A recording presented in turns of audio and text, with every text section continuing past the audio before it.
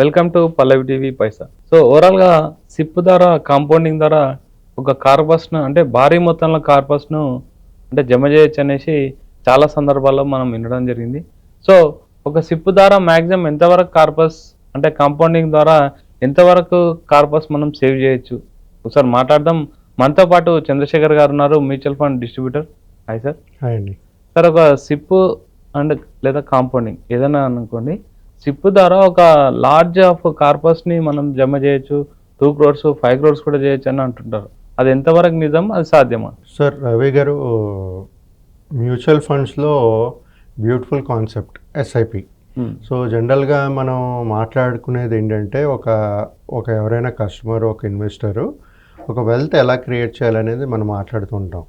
జనరల్గా మనం మాట్లాడేది ఏంటంటే ఇంత సిప్ వేసుకోండి, ఇన్ని సంవత్సరాలు వేస్తే ఇంత వస్తుంది అని చెప్తుంటాం మనం. జనరల్గా 1 CR 1.5 CR లేకపోతే ల్యాక్స్ మీద మాట్లాడుతుంటుంటాం. సార్ ప్రతి ఒక్క ఇన్వెస్టర్ గుర్తుపెట్టుకోవాల్సింది ఏంటంటే సార్, ఇక్కడ నుంచి మనం ఒకవేళ ఎస్ఐపి కానీ స్టార్ట్ చేస్తే ఓకే, డౌన్ ద లైన్ ఒక 20 years తర్వాత మీకు ఒక 1 CR కానీ ప్లానింగ్ చేసుకుని మీరు క్రియేట్ చేసుకుంటూ వెళ్ళారనుకోండి.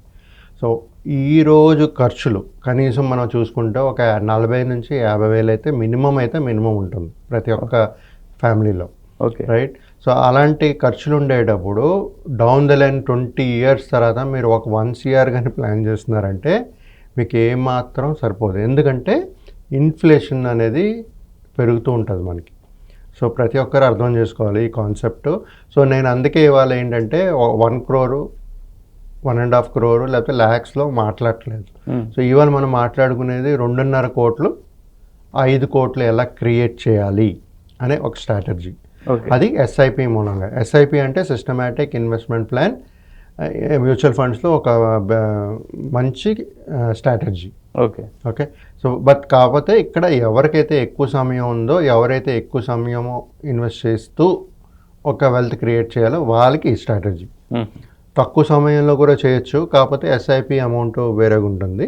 సో ఇవాళ మనం మాట్లాడుకునేది ఏంటంటే 2.5 crores 5 crores కార్పస్ బిల్డ్ చేయడం, 20 years సమయంలో ఎంత ఈ కార్పస్ని ఎలా బిల్డ్ చేయాలి, ఎంత కట్టాల్సి వస్తుంది అనేది ఎస్ఐపి అమౌంట్ మాట్లాడదాం. ఫస్ట్ ఏమో సార్ 2.5 crores అండి. ఓకే, 2.5 crores సార్ ఇక్కడ నేను ఏంటంటే రిటర్న్స్ 12% 15% రిటర్న్స్ తీసుకున్నాను. ఇది ఇల్లస్ట్రేషన్ పర్పసే. Mutual fund investments are subjected to market risk అంటారు.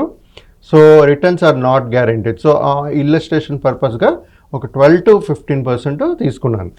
ఓకే, ఒక 12% కానీ ఒక 20 years పర్సన్ ఎవరైతే ఉందో, వాళ్ళకి సమయం ఉందో, ఒక 2.5 కోట్ల కార్పస్ క్రియేట్ చేయాలో వాళ్ళు కట్టవలసిన SIP amount 25,000 rupees every month కడుతూ పోవాలి 20 సంవత్సరాలకి.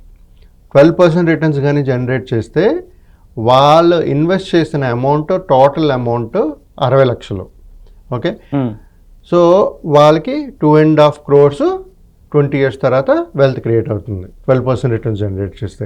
ఇప్పుడు అదే 2.5 కోట్లు ఒకవేళ 15% రిటర్న్ కానీ జనరేట్ చేస్తే వాళ్ళు కట్టవలసిన ఎస్ఐపి అమౌంట్ 16,500 per month కట్టుకుంటూ వెళ్తారు 20 years.